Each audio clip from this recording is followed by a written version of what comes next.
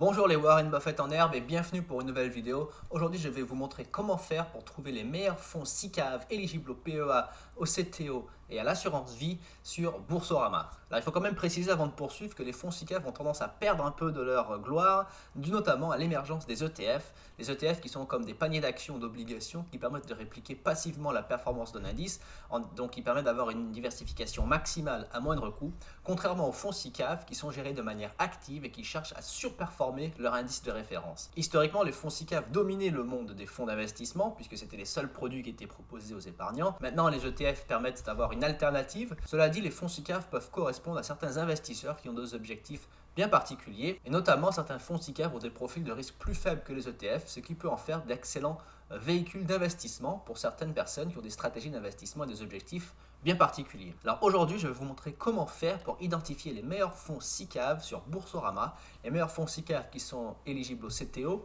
au PEA et à Boursorama Vie. Je vais vous montrer également certains critères à prendre en compte lorsqu'on sélectionne des fonds SICAV, comment faire pour identifier les meilleurs et surtout, quels sont les fonds SICAV à éviter absolument. Je vais vous expliquer tout ça dans cette vidéo. Alors pour trouver les meilleurs fonds SICAV sur Boursorama, vous allez commencer par aller sur boursorama.com/bourse et ensuite vous allez aller dans l'onglet OPCVM et vous allez cliquer sur palmarès des catégories entre parenthèses Morningstar. Alors pour ceux qui ne savent pas, Morningstar c'est une société de notation qui est spécialisée dans l'analyse des fonds, que ce soit les ETF, les fonds SICAV ou les actions, l'analyse boursière en général. Et ils analysent de manière, on va dire, objective pratiquement tous les fonds qui existent, que ce soit comme j'ai dit, des fonds SICAV ou des ETF, et ils donnent une note pour ces fonds. Donc ils comparent les fonds entre eux, ils établissent un classement des meilleurs fonds. Donc c'est quand même très intéressant de jeter un coup d'œil aux notations Morningstar, en plus de tous les autres critères qu'on analyse lorsqu'on sélectionne un fonds. Dans cette vidéo, je vais surtout vous montrer comment faire pour identifier des fonds intéressants. Et après, c'est à vous d'aller faire vos propres recherches pour voir si les fonds correspondent à vos objectifs. Et ensuite, pour trouver vos propres fonds et les fonds qui vont correspondre à votre stratégie d'investissement. Et donc, ce qui nous intéresse particulièrement, c'est dans la colonne OPCVM, on va aller cliquer sur simplement palmarès et on va cliquer sur OPCVM palmarès et vous allez voir qu'on va arriver sur cet écran qui nous rappelle l'écran pour sélectionner les ETF sur Boursorama également. C'est exactement le même menu, sauf que là, au lieu d'avoir les ETF, on a les fonds SICAV. Donc les fonds qui apparaissent par défaut sont bien évidemment éligibles au CTO. Ensuite, on peut cliquer sur PEA si on veut voir les fonds qui sont éligibles au PEA. Donc là, on aura tous les fonds SICAV qui sont éligibles au PEA. En cliquant sur fonds partenaires 0%, vous allez avoir tous les fonds SICAV qui ont zéro frais d'entrée. Et ça, c'est très intéressant parce que beaucoup de fonds SICAV fonctionnent au moins minimum 2% en général de frais d'entrée lorsque vous investissez. Donc si vous pouvez entrer sans avoir à payer ces frais d'entrée, c'est d'autant plus intéressant, surtout si on commence à investir dans des fonds qui génèrent des bonnes performances. Et donc en général, le critère que j'aime regarder pour sélectionner ces fonds, je clique toujours sur long terme. Je clique sur deux choses. On voit encore une fois, mon doigt n'est jamais dans l'écran. Je clique sur deux choses. Premièrement, j'essaie de voir si le classement Morningstar fonctionne. Alors là, il fonctionne. Des fois, ça ne fonctionne pas sur Boursorama. Aujourd'hui, ça fonctionne. La première chose que je fais, c'est que je regarde les étoiles Morningstar du fonds. Donc, je vois que dans les fonds partenaires 0% qui sont éligibles au PEA, puisqu'on est sur les fonds éligibles au PEA, il n'y a qu'un seul fonds qui est noté 5 étoiles sur 5. C'est le Odo Active Microcap. C'est un fonds dont j'ai déjà parlé dans une vidéo précédente où j'analysais les actifs d'un abonné qui s'appelle Pierre et je lui conseillais ce fonds pour son PEA PME. Ce fonds est éligible au PEA PME et à Boursorama Vie, noté 5 sur 5 par Morningstar. Et normalement, le prospectus prévoit 4% de frais d'entrée, ce qui est très élevé.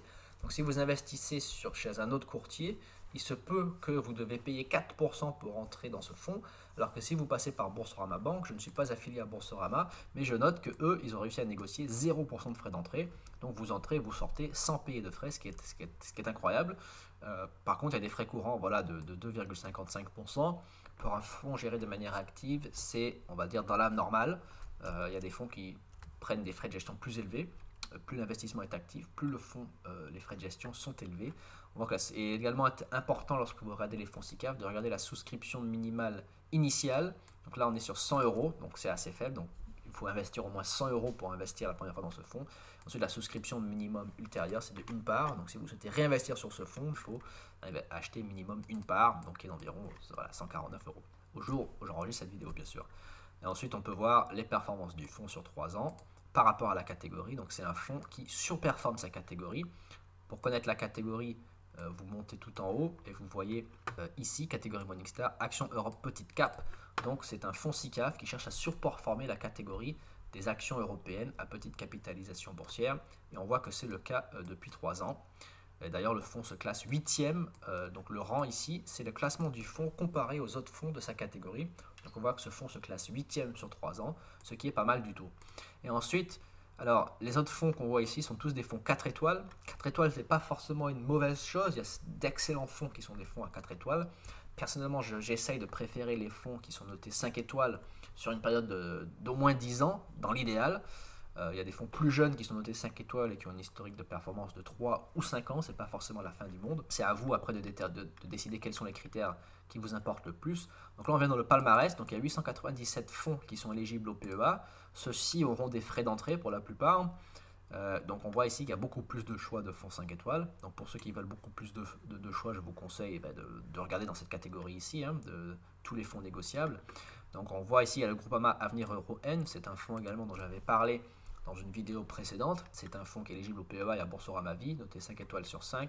Donc celui-là a un profil de risque d'au moins 6 sur 7, je pense. Voilà, il a généré d'excellentes performances sur 10 ans. Par contre, c'est un fonds qui est extrêmement volatile, c'est un fonds haut risque, haut rendement. On voit ici qu'il est très volatile, moins 18% depuis le début de l'année, puisque la bourse est un peu en peine. Par contre, voilà, vous devez payer 2% de frais d'entrée pour rentrer lorsque vous achetez initialement les parts. Et ensuite, il y a une souscription minimale de 500 €. Mais les souscriptions minimum ultérieures sont de 0 €. Les frais courants de 1,89, ce qui est inférieur aux frais courants du fonds microcap. Ce qui est logique puisqu'il y a beaucoup plus de frais généralement qui sont appliqués pour acheter et revendre des actions à faible capitalisation. Les spreads sont plus élevés, il y a plus de risques. Les gérants font généralement plus de trading, donc c'est pourquoi les frais sont plus élevés. Donc on peut voir ici en classement de notation Morningstar, on trouve les meilleurs fonds éligibles au PEA. On peut cliquer sur l'onglet long terme. Et on va également trouver les meilleurs fonds. Donc Groupama Avenir Euro N, malgré la forte correction depuis le début de l'année, le fonds est quand même à plus 330%. C'est le meilleur fonds SICAV éligible au PEA disponible sur Boursorama. Classé numéro 1 d'ailleurs sur 10 ans. C'est pour ça que j'en avais parlé dans ma vidéo précédente. Classé numéro 1 sur 5 ans. Donc c'est un fonds d'une extrême qualité. Et voilà, et peut-être que la correction de prix est une opportunité pour initier une position ou renforcer en fonction de ce que vous voulez faire, bien évidemment. Mais on peut voir donc en fonction de la performance, on peut voir différents fonds, beaucoup de fonds qui sont classés numéro 1 de leur catégorie. Donc tout ça, ce sont des fonds qui sont quand même très intéressants. Mais le plus important lorsque vous regardez un fonds SICAV, c'est le ratio risque-rendement. Donc je peux cliquer par exemple sur Plus Valca France Small Cap. C'est un ETF voilà, qui est noté seulement 3 étoiles Morningstar, malgré qu'il soit classé numéro 1 de sa catégorie. Voilà, c'est-à-dire que les performances sont bonnes, certes, mais voilà, il n'écrase pas forcément sa catégorie comme peuvent le faire d'autres fonds, comme le Groupama Avenir Euro N. Mais voilà, l'avantage des fonds SICAV aussi, et notre point important à noter, c'est que si le gérant est bon, en période de baisse du marché, le cours de votre fonds SICAV peut parfois baisser moins que l'indice sous-jacent ou la catégorie. On voit ici que la catégorie est en baisse de 7,3%, alors que l'ETF est en baisse seulement de moins 5%. Donc ça permet aussi de gérer un peu mieux le risque, contrairement à un ETF qui, lui, en fait, si l'indice tombe de 7%, en général, il va tomber de 7% également. Donc voilà comment faire pour trouver les meilleurs fonds SICAV qui sont éligibles au PEA. Et ensuite, on peut faire exactement la même chose pour trouver des fonds qui sont éligibles à Boursorama Vie par exemple. Donc je clique sur le petit X pour enlever le PEA. Donc là on retrouve par défaut donc, tous les fonds. Ensuite je peux cliquer sur Boursorama Vie et là j'aurai tous les fonds SICAV qui sont éligibles à Boursorama Vie. Je peux cliquer sur Mixte. Donc là j'ai tous les fonds mixtes éligibles à Boursorama Vie qui sont disponibles sur Boursorama. Les fonds mixtes, ce sont des fonds qui ont à la fois des obligations et des actions. Donc c'est des fonds qui logiquement ont des profils de risque un peu plus faibles que les fonds SICAV qui sont 100% en actions. On peut voir ici par exemple, ils sont donc encore une fois classés par performance à long terme. On peut cliquer sur Lazare Patrimoine Opportunité et on va voir que normalement, il aura un profil de risque qui sera légèrement moins élevé que les fonds qu'on a vus plus tôt. Et voilà, il a un profil de risque donc légèrement moins élevé de 5 sur 7. Et par contre, on voit, bon, clairement, il écrase sa catégorie sur 10 ans, classé numéro 2 dans sa catégorie. Et encore une fois, on voit que le profil de risque est plus faible, puisque depuis le 1er janvier, il n'a baissé que de 1,25%, alors que le S&P 500 est en baisse de 7 ou 8%, le Nasdaq est en baisse de 14%. Donc pour les investisseurs qui veulent une volatilité plus faible, ce genre de fonds peut faire sens, puisque Et encore une fois, je ne connais pas ce fonds, mais je pense qu'il doit incorporer des obligations. On voit qu'il est composé à 50% de l'indice ICE, donc je pense que c'est Bank of America Broad Market, et 50% Country World All Countries. Donc c'est un ETF qui est All Country, et cet indice-là, je vais le rechercher sur Internet parce que je ne le connais pas, et on va voir quel genre d'indice c'est. Et voilà, c'est un indice en fait qui traque la performance d'obligations mondiales. Donc c'est pourquoi c'est un ETF qui est partagé entre actions et obligations, et c'est pourquoi il a un profil de risque plus faible que en fait des fonds SICAV qui sont investis 100% en actions ou des ETF qui sont investis en actions. Donc c'est pourquoi voilà, il a un profil de risque légèrement moins élevé également. Et on peut continuer à jouer en cliquant sur tous les filtres différents pour avoir les résultats qui nous intéressent. Par exemple, si je veux trouver des fonds alternatifs, donc c'est ce qui s'apparente le plus au hedge fund pour les investisseurs particuliers. Ce sont des fonds qui ont quand même dont les gérants ont une grande liberté pour investir dans les actifs qu'ils veulent. Voilà le fonds Amundi Multistrat. Donc c'est des fonds qui cherchent à obtenir des performances positives, peu importe les conditions du marché.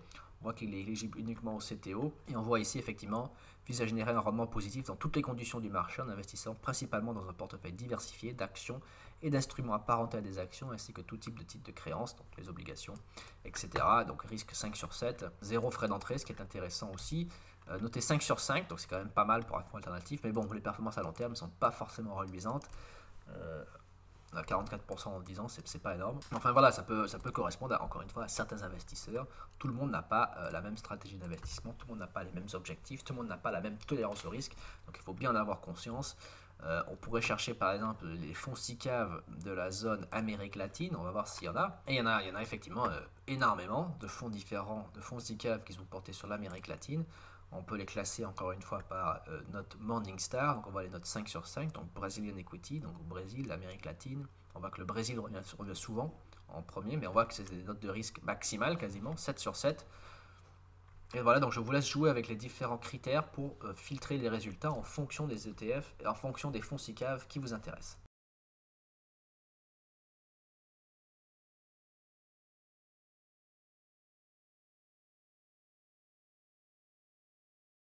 Merci à tous d'avoir regardé la vidéo, j'espère qu'elle vous a plu, j'espère qu'elle vous sera utile. Si c'est le cas, laissez un pouce bleu en dessous de la vidéo. N'oubliez pas de vous abonner pour soutenir la chaîne. Merci encore d'avoir regardé et à très bientôt les amis.